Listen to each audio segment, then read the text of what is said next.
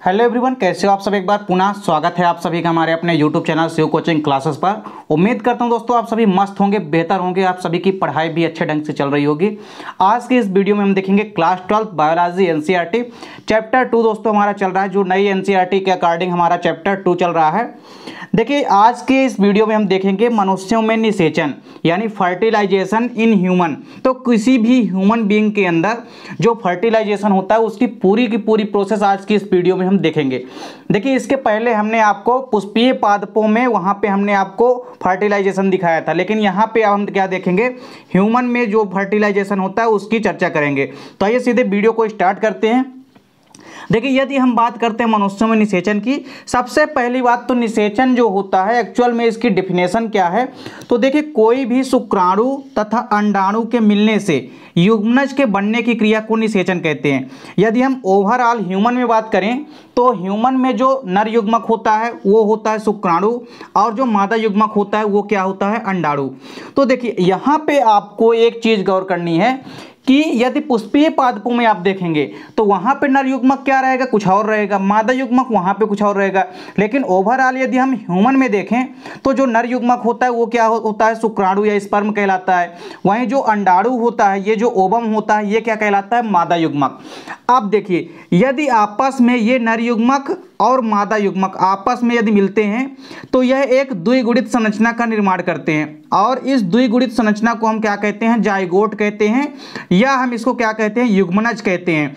तो देखिए गैमीटों के फॉर्मेशन की क्रिया, मतलब बेसिकली यदि हम बात करें कोई भी गैमीट हैं तो आपस में मेल गैमीट और फीमेल गैमीट ये जब दोनों मिलते हैं ना, तो इन्हीं के मिलने की क्रिया को ही हम क्या कहते हैं, निषेचन कहते हैं या फर्टिलाइजेशन कहते हैं।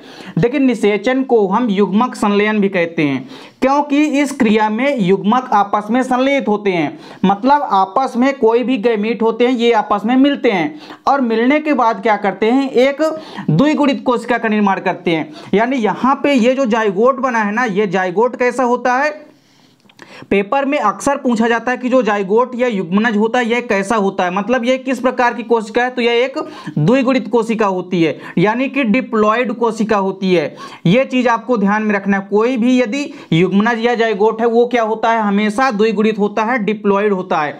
वहीं कभी कभी पूछा जाता है कि जो युग्मक होते हैं यानी गैमीट जो होते हैं वो क्या होते हैं। तो आपको बताना कि गैमीट हमेशा कैसे होते हैं, गैमीट की जो सूत्र गुणिता होती है वो हमेशा अगुणित होती है।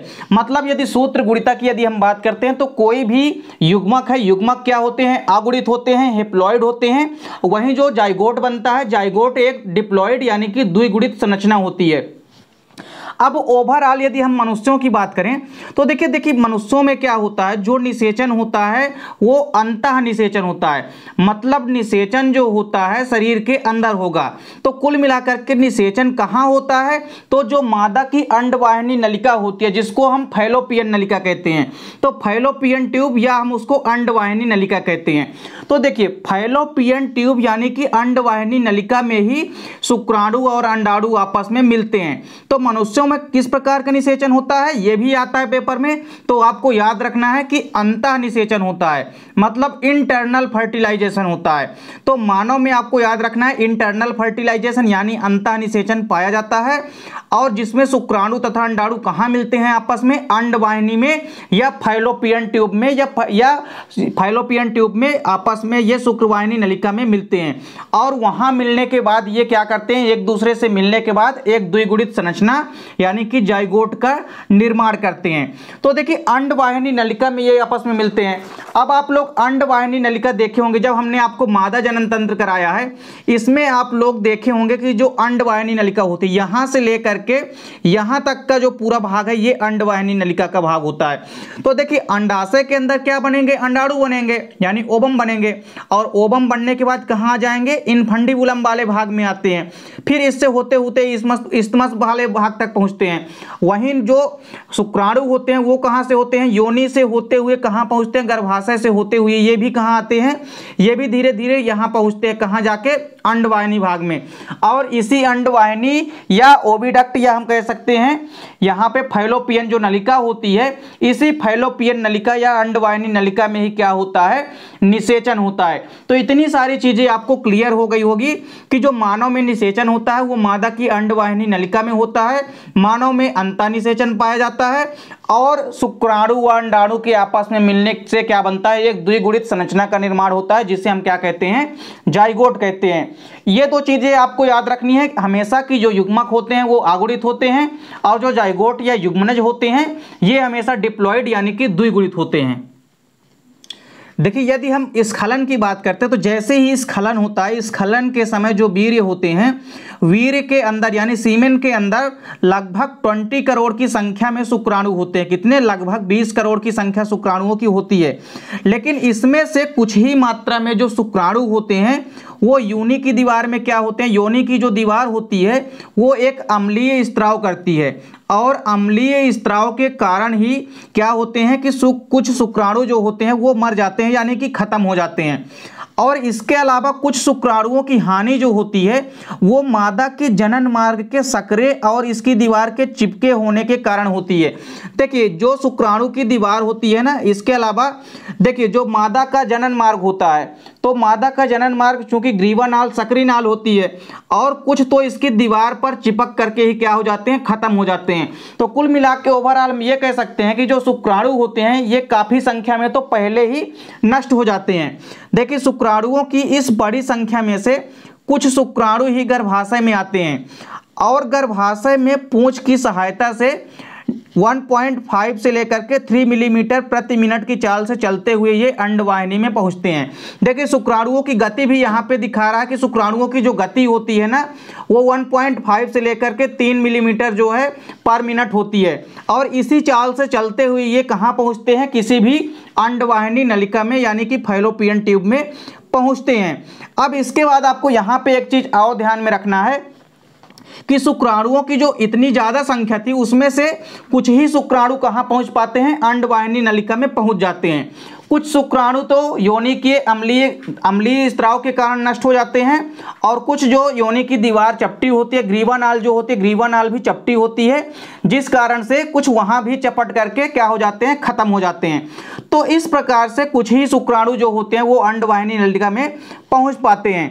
देखिए अंडवाहिनी में क्या होता है कि अंडवाहिनी में आकार ये अंडाणु के चारों तरफ अपने सिर द्वारा चिपक जाते हैं, और अंडवाहिनी में आकर के देखिए कोई भी जो शुक्राणु होते हैं ये अंडाणु के चारों ओर क्या हो जाते हैं, चिपक जाते हैं। जैसे ही कोई भी शुक्राणु आएंगे वो अंडाणु के चारों ओर क्या हो जाएंगे, घेर लेंगे, और चारों ओर अंडाणु से शुक्राणु जो होते हैं वो चिपक जाते हैं। और इस प्रकार अब जो शुक्राणु होता है, शुक्राणु का केंद्रक जो होता है वह अंडाणु के केंद्रक में क्या कर जाता है, प्रवेश कर जाता है, और फिर आपस में अंडाणु तथा शुक्राणु जो है उनके केंद्रक आपस में मिलते हैं।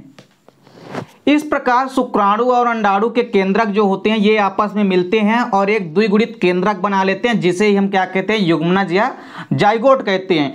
तो कुल मिलाकर के जो ह्यूमन में फर्टिलाइजेशन है वो आपको समझ में आ गया होगा।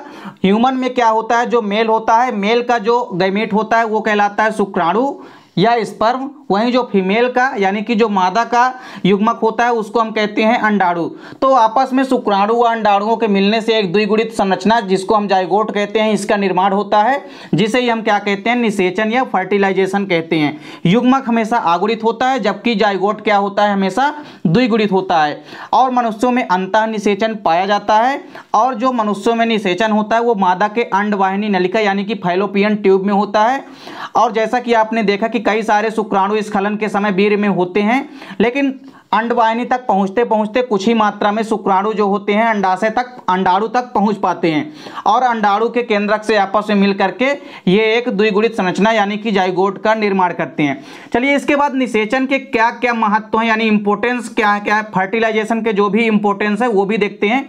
तो देखिए निषेचन के कई सारे महत्व हैं। पहला महत्व क्या है निषेचन का, कि शुक्राणु के प्रवेश से ही अंडाणु सक्रिय होते हैं। मतलब कोई भी ओवम जो है पहले से सक्रिय नहीं होते हैं। जब अंडाणु, देखिए कोई भी जो अंडाणु होते हैं वो पहले से सक्रिय नहीं होते हैं।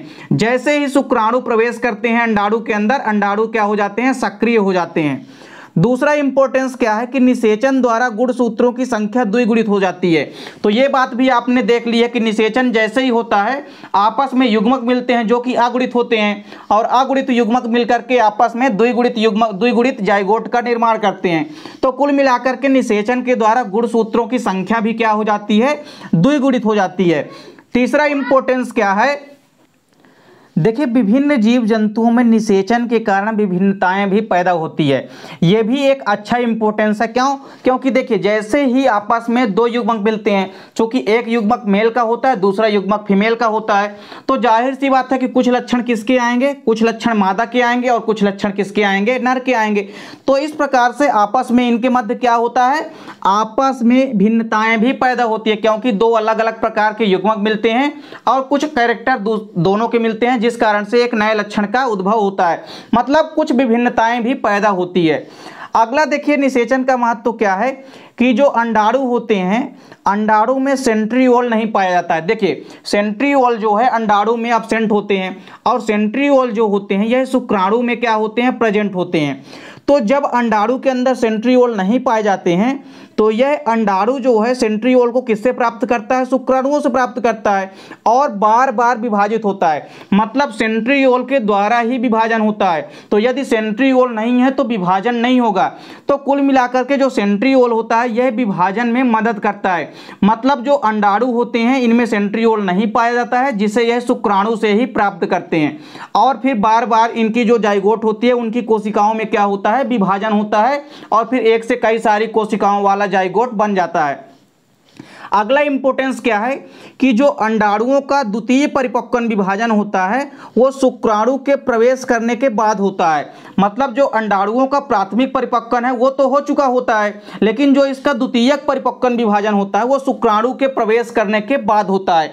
तो कुल मिलाकर के यहाँ पे दोस्तों उम्मीद करता हूँ कि जो ह्यूमन में फर्टिलाइजेशन है यानी मनुष्यों में जो निषेचन है वो आपको समझ में आ गया होगा, और निषेचन के महत्व भी आपको अच्छे से तैयार करने हैं, क्योंकि ये पेपर में अक्सर निषेचन का महत्व पूछा जाता है। उम्मीद करता हूं दोस्तों वीडियो पसंद आई होगी।